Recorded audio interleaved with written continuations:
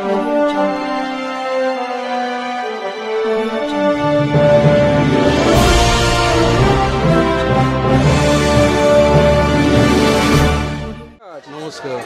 আপনার নাম কি জানো?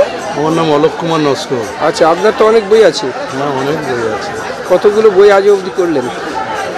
অনেক, কত বলো। আনুমানিক? হ্যাঁ, অনেক। আজকে 1000 বেরিয়ে যাবে। 1000 পেরিয়ে যাবে? হ্যাঁ। আরে বাবা, কত বছর বয়স থেকে আপনি করছেন? আমি তখন মাধ্যমে 16 বছর বয়স থেকে এই ডাইরেকশন। 16 বছর বয়স থেকে? আগের 62। মানে আগে প্রথম জীবনে কি অভিনয় না ডিরেকশন? প্রথম জীবনে একটা অভিনয় করতাম, এখনো একবার করি। প্রথম জীবনে অভিনয় করেছি। হ্যাঁ। তারপরে অভিনয় থেকে আচ্ছা, মানে নির্দেশকে। আপনার জীবনের প্রথম ডিরেকশন বই কোনটি মনে আছে? আমার জীবনে প্রথম ডাইরেকশন বই হচ্ছে পরশ পাথর। পরশ পাথর কেমন সারা জাগিয়েছিল? ভালো, খুব ভালো। আচ্ছা আচ্ছা। ভৈরব বাবুর লেখা, হ্যাঁ। সমাজকে অবলম্বন করে লেখা, খুব ভালো। আপনার জীবনের সেরা, মানে আপনার কাছে সেরা গল্প কোনটি হয়েছে আগে? তবু বিষ্ণুপুর। তাই? আপনারই ডিরেকশন? আপনি অভিনয় করেছেন? না, অভিনয় করেন না, ডিরেকশন না। লেখেন আপনি? না না, লেখেন না, মানে লেখা আপনি ডিরেকশন শুধুমাত্র। আচ্ছা, দর্শকদের উদ্দেশ্যে কিছু বার্তা? দর্শকদের উদ্দেশ্য শুধু একটাই কথা, বর্তমান মানে ঠাকুর রামকৃষ্ণের একটাই কথা যে যাত্রা হচ্ছে লোকশিক্ষার সব থেকে বড় মাধ্যম। সেই মাধ্যমটা আজকে সমাজ থেকে হারিয়ে যাচ্ছে। আমার উদ্দেশ্য এই সমাজে যারা দর্শক আছে, আসুন যাত্রাটাকে দেখুন, না ইউটিউবে, টিভির পর্দায় ছোট মানে এইসব না দেখে যাত্রাটাকে একটু প্রাধান্য দিলে মনে হয় সমাজ অনেক এগিয়ে যাবে। সাংস্কৃতিক উঠেই যাচ্ছে, যদি যেখানে সংস্কৃতি উঠে যাবে অপসংস্কৃতির জোয়ার এগিয়ে আসবে। অপসংস্কৃতি যাতে না হয় সেই দিকে আমাদের সমাজকে লক্ষ্য রাখতে হবে। আর এই যাত্রার মাধ্যম দিয়ে সংস্কৃতি বজায় থাকবে, এইটুকু আমি বলতে পারি। ঠিক আছে, ধন্যবাদ। নমস্কার। নমস্কার। আপনার নাম? আমার নাম তরুণ মণ্ডল। আচ্ছা, আজকে কি বই জানো? আজকে বইয়ের নাম ভাত পায় না ভাগের মা। হ্যাঁ। ভাত পায় না ভাগের মা। আচ্ছা আচ্ছা। তাই আপনি কোন চরিত্র করছেন? আমি উদয়ের চরিত্রে রোল করছি। হ্যাঁ। কর্তব্য রায়ের বড় পুত্র। এর আগে যাত্রায় অভিনয় করেছেন? হ্যাঁ, এর আগে আমি 6 থেকে 7খানা যাত্রা করেছি। আচ্ছা আচ্ছা। তা 7খানার মধ্যে আপনার হৃদয় টাচি বই কোনটা আপাতত এখনো? ভালোই লাগছে, দেখা যাক কী হয়। কোনটা সব থেকে ভালো মনে হয়েছে? ভালো করেছি যাত্রা, জ্বলছে চিতা বাড়ছে সানা। আচ্ছা। এই যাত্রাটা খুব ভালো করেছি। হ্যাঁ। দেখি, এটাও ভালো করার চেষ্টা করব। আচ্ছা, আশা করি ভালো হবে। আচ্ছা, ভাত পায় না ভাগের মা, এটা খুব জিস্ট করে দু লাইনের মধ্যে কিছু বলা যাবে যে গল্পটা কেমন? ভাত পায় না ভাগের মা বলতে, কিডনি বিক্রি করে ছেলেকে ডাক্তারি পড়েছে, কিন্তু সেই ছেলে পরবর্তীকালে বাবা মাকে ভাত দেয়নি। এই নিয়ে একটা ঘটনা, খুবই ভালো মর্মান্তিক ঘটনা, খুব দুঃখজনক। আশা করি সবার ভালো লাগে। নামটা আরেকবার বলে দিন। আমার নাম Tarunkanti Mondal. Phone number? Phone number 9933185288। Okay, নমস্কার। Thank you. নমস্কার। আপনার নাম? আমার নাম প্রদীপ কুমার মণ্ডল। আচ্ছা। আমি 16 বছর যখন বয়স হয়, যখন স্কুল ফাইনাল পাস করি, তারপরে থেকে আমি যাত্রা শুরু করি। যাত্রা, নাটক অনেক করেছি। আমার জীবনের সর্বশ্রেষ্ঠ বই ওগো বিষ্ণুপ্রিয়া। আমি নিমায়ের চরিত্রে অভিনয় করেছিলাম। আমি মনে করি আমার জীবনের শ্রেষ্ঠ বই ওগো বিষ্ণুপ্রিয়া। অনেক বই করেছি। আজকে বই করতে চলেছি ভাত পায় না ভাগের মা, বিমান বাবুর লেখা। আমাদের পূজনীয় শ্রদ্ধেয় অলোকবাবু, আমাদের অলোক নস্কর মহাশয় আমাদের ডিরেকশান করেন। ওনাকে আমার তরফ থেকে প্রণাম, শ্রদ্ধা। এবং যে সুরকার আছে ওই সুদিন চক্রবর্তী, উনি আমার খুব প্রিয় এবং ওনাকে আমার খুব ভালো লাগে, ওনার মিউজিক। সেই জন্য ওনাকেও আমার শ্রদ্ধেয় প্রণাম। আমি এই বইটা করতে চলেছি ভাত পায় না ভাগের মা। এই বইটার মধ্যে অনেক ভালো মন্দ সব কিছু আছে। আমি শুধু দর্শকদের উদ্দেশ্যে একটা জিনিস বোঝাতে চেষ্টা করব যে এই যে মারা ভাত পায় না, বাবা মারা ভাত পায় না কেন, কী জন্যে, সেইটা আমরা ফুটিয়ে তুলতে চেষ্টা করব। আর দর্শকদের কাছে আমাদের একান্ত অনুরোধ, তারা যেন ভালোটা গ্রহণ করে সমাজের বুকে সেইটা মানে প্রযোজ্য করার চেষ্টা করে, আর খারাপটা যেন মন থেকে মুছে দেয়। আপনি কোন চরিত্রে অভিনয় করছেন? আমি হৃদয়ের চরিত্রে অভিনয় করছি, কর্তব্য রায়ের ছোট ছেলে। এর আগে কতটা অভিনয় করেছেন বলুন? আমি অনেক বই করেছি, 30-40। আপনার সেরা বই কোনটি জীবনে? আমার জীবনের সেরা বই ওগো বিষ্ণু। আমি নিমাই চরিত্রে অভিনয়। আপনাদের কী ছিল, অপেরার নাম কী ছিল? আমাদের কালীচরণপুর মিলন সংঘ যাত্রা সংস্থা। ঠিক আছে, দর্শকদের উদ্দেশ্যে কিছু বার্তা আছে আপনার? ওই তো বললাম, দর্শকদের উদ্দেশ্যে আমার বার্তা আছে, দর্শকরা আমাদের যথেষ্ট সহযোগিতা করে। আমরা যাত্রা করলে দর্শকরা খুব আপ্লুপ্ত, মানে খুব ভালো মনে করে আমাদেরকে, সেই জন্য আমরাও দর্শকদের খুব ভালো মনে করি। এবং দর্শকদের উদ্দেশ্যে আমার শুধু একটাই কথা বলার, এই ভাত পায় না ভাগের মা এই বইটা দেখে তারা যেন উপলব্ধি করে, কোনো বাবা মা যেন এই সিচুয়েশান যেন না হয় সমাজের বুকে। যে কষ্ট করে যে বাবা মা ছেলেদের মানুষ করলো, তারপরে যে পরিণতি হচ্ছে সেইটা আমরা তুলে ধরার চেষ্টা করছি। এবারে আমরা কতটা পারবো সেটা আমরা চেষ্টা করব যতটা ভালো করার জন্য, সেইটা যেন ওনারা এই সমাজের বুক থেকে এই যে ভাত পায় না ভাগের মা, এইটা যেন কোনোদিন কোনো পরিবারের কোনো সন্তান যেন না করে। ধন্যবাদ। নমস্কার। আপনার নাম? গোবিন্দ মণ্ডল। আচ্ছা, আপনি আজকের যে বইটি হচ্ছে, কি নাম যেন বইটি ভাত পায় না ভাগের মা। কোন চরিত্রে অভিনয় করছে? আমি একালব্য রিক্সাওয়ালা, মানে কর্তব্যকারের সহধর্মী রিক্সাওয়ালা, মানে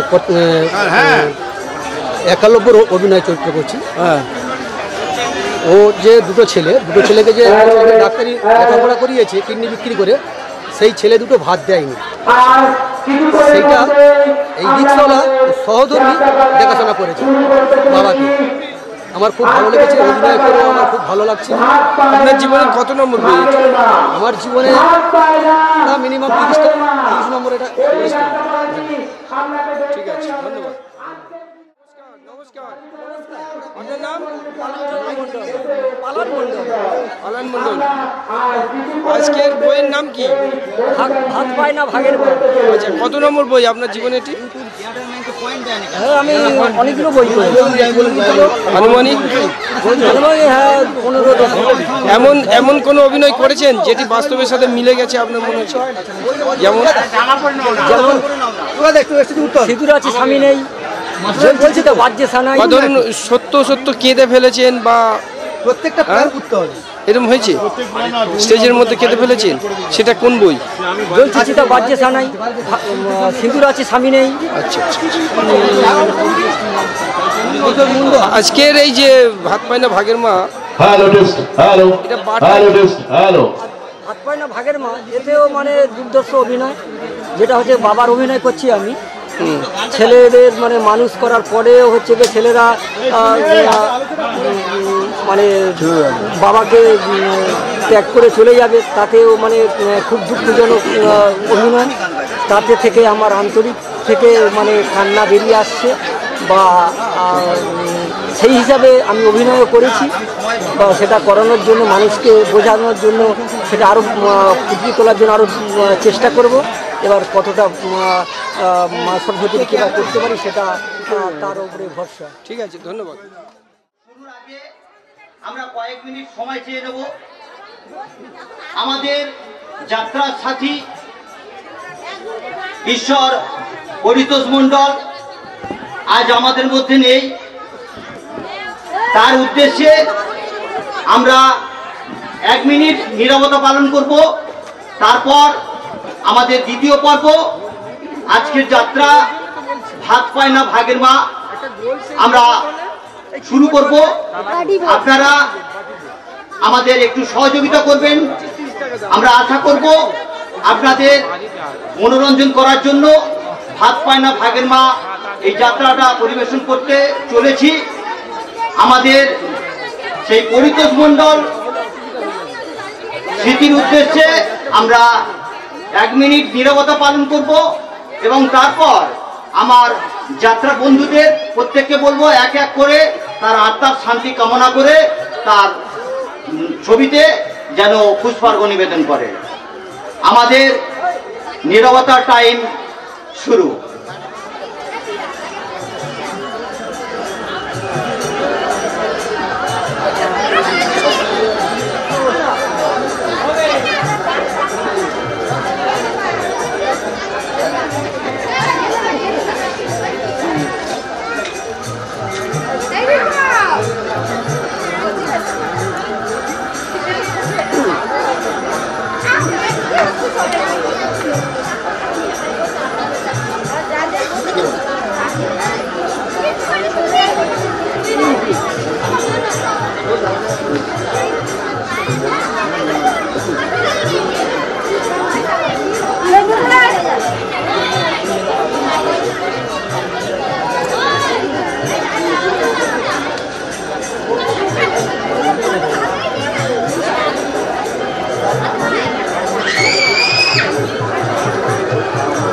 নীরবতার সময় শেষ।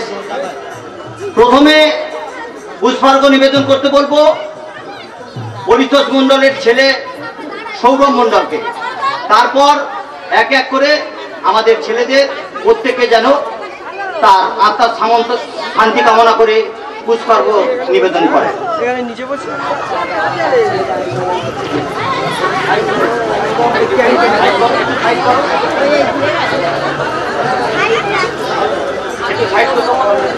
সাইডে তুললে সাইড হয়ে যাবে, সোজা হবে।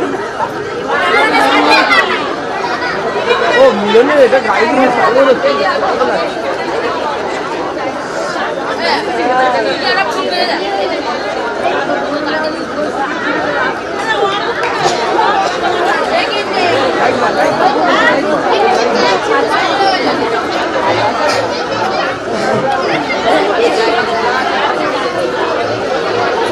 লাইট কোথায়?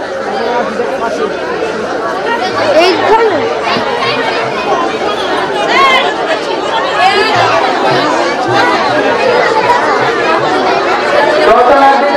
বলছি আপনারা দয়া করে আসন গ্রহণ করুন এবং রাস্তাটা পরিষ্কার রাখুন।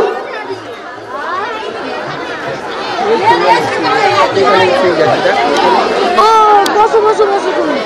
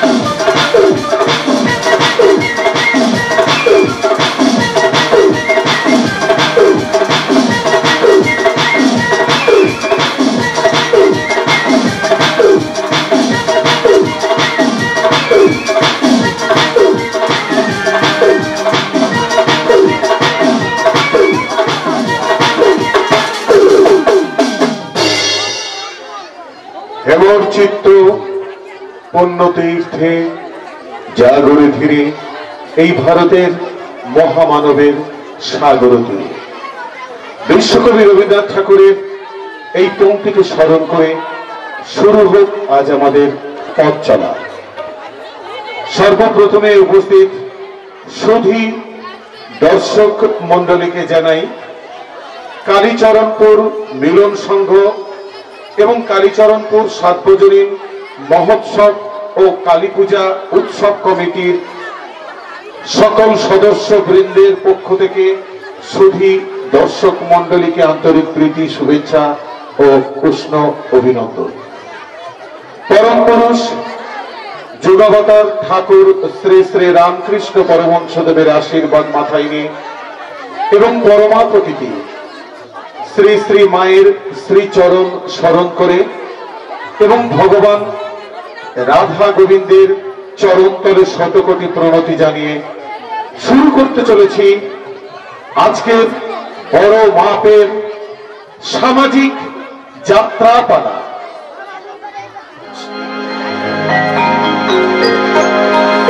সংসার যেন চিড়িয়াখানা চিড়িয়াখানা এ সংসার যেন চিড়িয়াখানা চিড়িয়াখানা ছেলেরা খায় মন্ডা মিঠা ছেলেরা খায় মন্ডা মিঠা ভাত পায় না ভাগের মা ভাতে পায় না ভাগের মা ভাত পায় না ভাগের মা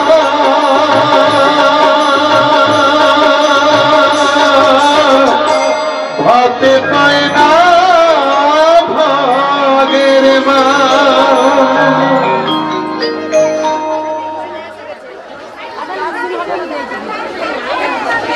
রচনা প্রখ্যাত কলাকার বিমান মণ্ডল, সুর মূর্ছনায় সুদিন চক্রবর্তী, কণ্ঠরূপায়নে দীপঙ্কর সামন্ত টুকারি, আবহসঙ্গীত আশিস ও সুশান্ত সম্প্রদায়, আলোক সম্পাতে কৌশিক ইলেকট্রিক, নিয়ন্ত্রণে দেবুদা, ধ্বনি ও প্রতিধ্বনি নিউ পবিত্র সাউন্ড, নিয়ন্ত্রণে কুমার শানু, মেকআপ রূপসজ্জা সাজঘর স্মারক কুমার বাপ্পা, সম্পাদনা নির্দেশনায় অলোক নস্কর, দল ম্যানেজার গুণধর মন্ডল, পরিবেশনায় কালীচরণপুর মিলন সংঘ, পরিচালনায় কালীচরণপুর সার্বজনীন মহোৎসব ও কালী পূজা উৎসব কমিটি।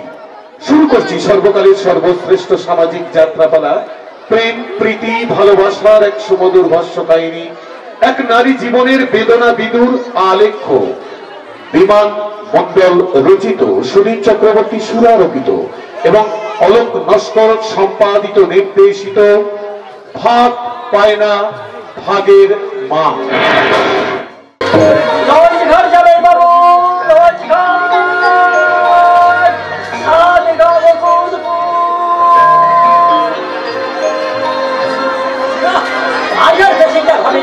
আজ সারাদিন মাত্র 12 টাকার কাজ হয়েছে, এতে না জুটবে খেটের ভাত, না দিতে পারবো কারিয়ালার ভাড়া, তারপর আছে উদয়ে ডাক্তারি করার খরচ। না না, আমাকে হতাশায় ভেঙে পড়তে চলবে না, আমাকে আরো আরো অনেক টাকা রোজগার করতে হবে, আরো অনেক দুর্গম পথ পাড়ি দিতে হবে, তবেই আমার স্বপ্ন সফল হবে। লজ ঘর যাবে বাবু, লজ ঘর, সাদ গাব কুলকুল।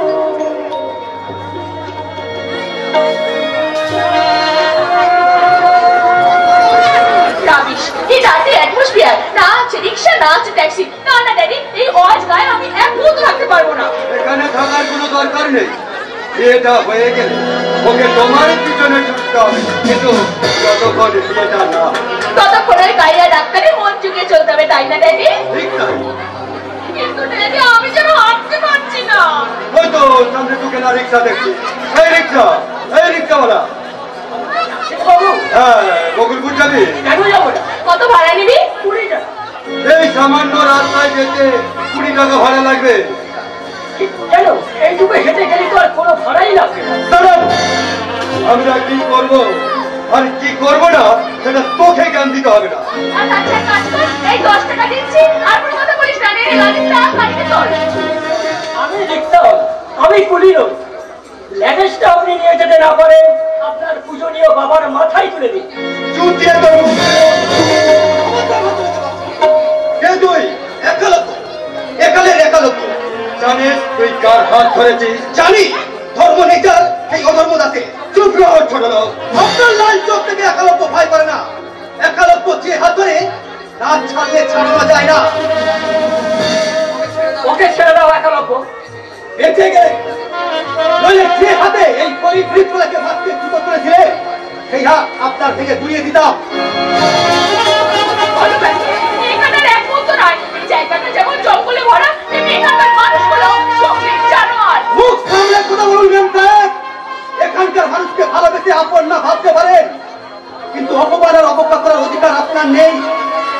ঠিক আছে, কথাগুলো আমার মনে থাকবে।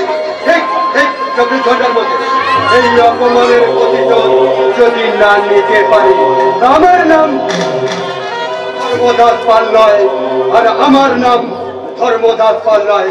আমার বেতন তার দশা করি দেহাল, তার দশা করি দেহাল। চলেন মামুনি,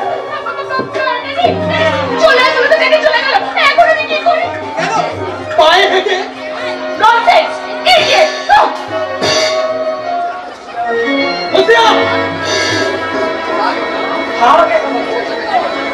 এতখানি বাড়াবাড়ি বোধ হয়। বাড়াবাড়ি কি দেখলে খুড়ো? আমরা হিংস্র কি মানুষ নয়? না না, আর আমরা পড়ে পড়ে মার খাবো না। অন্যায় অত্যাচারের জবাব দেবো অত্যাচারে, মারের বদলা নেব লাঠির খায়ে। হ্যাঁ, আমি একালব্য। এই সমাজ ব্যবস্থায় অবহেলিত অবাঞ্ছিত এক আগাছা। তাই এই সমাজের বিরুদ্ধে আমার জিহাদ। শোনে মালিক শোন, শোনে মালিক, শোনে মালিক শোন। তোদের পাশাতে জমা আছে যত উন্নত মানুষের হার, তোদের পাশাতে জমা আছে যত উন্নত মানুষের হার।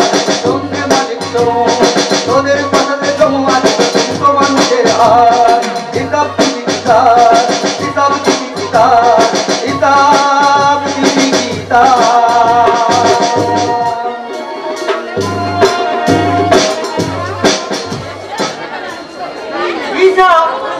আমার নাম ঘরের শ্যাম, 40 বছর ধরে রিক্সা খাটাচ্ছি।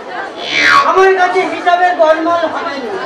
ভাইপো ধুনো বলুন কাকা বাবু, 4 নম্বর গাড়ি কর্তব্য কত বাকি আছে? 30 টাকা পারো না, কনসেশন বাঁচিয়ে 30 টাকা দাও কর্তব্য। নাহলে গাড়ি চাবি দাও। দাদা, গাড়িতে চাবি দেবেন না, না খেতে পেয়ে অনাহারে আমাকে মরতে হবে। এই উপায়ের উপর নির্ভর করছে আমার সংসারের দায় দায়িত্ব, আমার সন্তানদের ভরণ পোষণ। মানে আমি গরিব হতে পারি, কিন্তু বেইমান নয়। আপনি মহাজন, আপনার টাকা আমি অবশ্যই শোধ করে দেব। বলি ছেলে ডাক্তার হয়ে সেই আশায় বসে না থেকে অন্য ব্যবস্থা করার কোনো যে উপায় নেই। কেন নেই? ওই বাস্তব বিষয়টা যদি আমাকে দিয়ে দাও। ভেবে দেখো ভাইয়া, তোমাকে আমি সংবাদ সময় দিলাম। হ্যাঁ, ভেবে ঠিক করুন। বাস্তব আগা কোনটা দেবে? আমাকে একটু ভাবতে সময় দিন।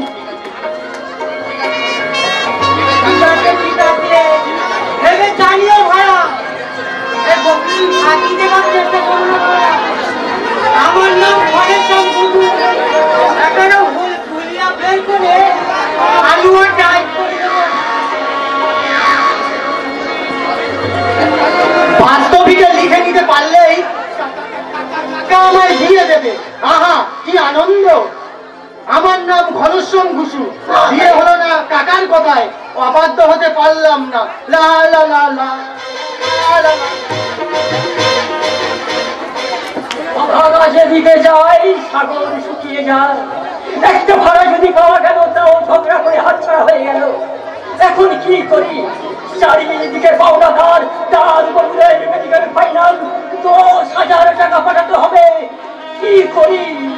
কোথায় পাবো এত টাকা? কে দেবে এত টাকা?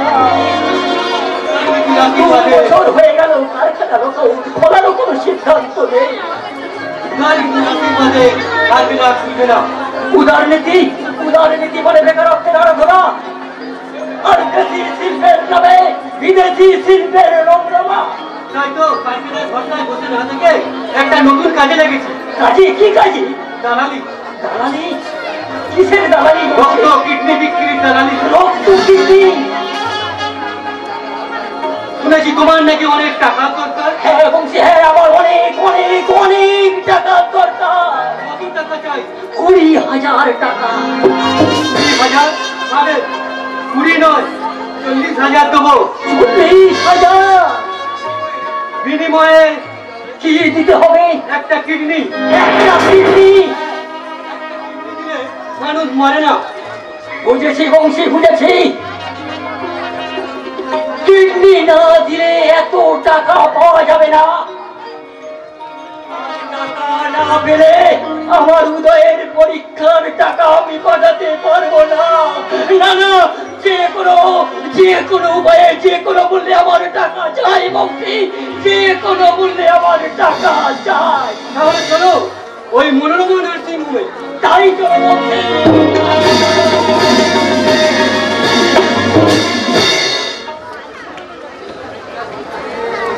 পারে মাথা উঁচু করে বাঁচতে পারে, একটা রিক্সাওয়ালার ছেলেও সমাজে মাথা উঁচু করে বাঁচতে পারে, আর সেটাই প্রমাণ করে দিয়েছে আমার বাবা কর্তব্যপর। তাই তো আজ বকুলপুরে ছাড়া পড়ে গেছে। রিক্সাওয়ালা কর্তব্য করে ছেলে উদয় কর ডাক্তার হয়ে গ্রামে ফিরে আসছে। আর উদয় আমার মস্ত বড় ডাক্তার হয়ে ফিরে আসছে। সত্যি এতদিন পর ঈশ্বর আমার মুখ তুলে চেয়েছে। হ্যাঁ রে, এতক্ষণ তুই কোথায় ছিলি হকা ফাঁকা? বলতে দেখি, বল তোকে যে মিষ্টি আনতে। তোমার কথা মতো মিষ্টি দই সব এনেছি মা। আরো বাড়িতে কর্তা কিনে কি নিমন্ত্রণ হয়েছে, এখন শুধু বাকি দাদার ঘরে ফেরা। আজ আমার কি আনন্দ হচ্ছে তা তোমাকে বলে বোঝাতে পারবো না মা। আমার দাদা ডাক্তার হয়ে বাড়ি ফিরেছে, আর আমি সেই ডাক্তারের ভাই। তাই আমি মা হয়ে ছেলের কপালে এঁকে দেব আশীর্বাদের ফোঁটা। এত বড় সংসারটা চালাতে গিয়ে তোর দাদাকে ডাক্তারি পড়াতে গিয়ে তোর হয়তো ভালো করে লেখাপড়াটা পর্যন্ত হয়নি বাবা। তার জন্য আমার কোনো দুঃখ নেই মা। আমি উচ্চ শিক্ষিত নাই বা হলাম, আমার দাদা ডাক্তার হয়েছে, ডাক্তারের ভাই আমি। আমার যে কত বড় আনন্দ হচ্ছে তা তোমাকে বলে বোঝাতে পারবো না। বকবক না করে রেগে গিয়ে দেখ না একটু দাদা এলো কিনা। আজ কিন্তু পায়েস রান্না করতেই হবে মা। দাদা থাক, তোমাকে বকবক করতে হবে না। হ্যাঁ, উদয় কি ভালোবাসে উনি যেন আমার থেকে বেশি বোঝেন আর কি। ভুল হয়ে গেছে মা। এই আমি কান মলছি। কোন ছেলে কি খেতে ভালোবাসে মায়ের চেয়ে বেশি কেউ জানে না মা। তোদের জন্য আজ এত বড় করে তুলেছে, আমি নিজের খাবার না খেয়ে আমি তোদের মুখে খাবারটা তুলে দিয়েছি তোর বাবার অমানসিক পরিশ্রম করতে গিয়ে।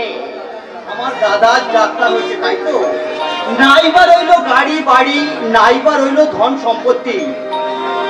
আজকের এই আনন্দের মুহূর্তে আমার দাদাকে দেব আমার বুক ভরা ভালোবাসা মা। আমার স্নেহের বুক ভরা ভালোবাসা। তোদের ভালোবাসাকে পাথেয় করে আমি গড়ে তুলবো আমার শখের স্বাধীনের সংসার। এখানে শুধু বিরাজ করবে সুখ আর শান্তি, শান্তি আর সুখ। সার্থক হবে তোমার অন্নপূর্ণা নাম। জানো অন্নপূর্ণা, বলো আজ যে আমার বড় আনন্দের দিন। আজ আমার সারা জীবনের পরিশ্রম, সারা জীবনের স্বপ্ন যে আজ সফল হয়েছে। তা না হলো আমি চেয়েছি পাড়া মাথা করতে একটা ফিরে কিসের জন্য বলো? 100 বার করবো, 1000 বার করবো।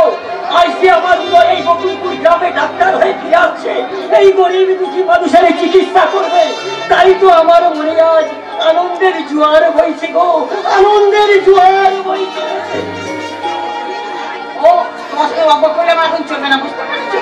ছেলেকে পায়েস খেতে ভালোবাসে তোমার হুঁশ নেই, কিন্তু আমার তো চলবে না, আমাকে জানতেই হবে। অন্নপূর্ণা, তুমি যে অন্নপূর্ণা, তোমার কর্তব্যের কাছে আমি কোনদিন কঠিন আঘাত দিয়ে আমি তোমাকে ভেঙে দিইনি, আজও আমি ভাঙবো না।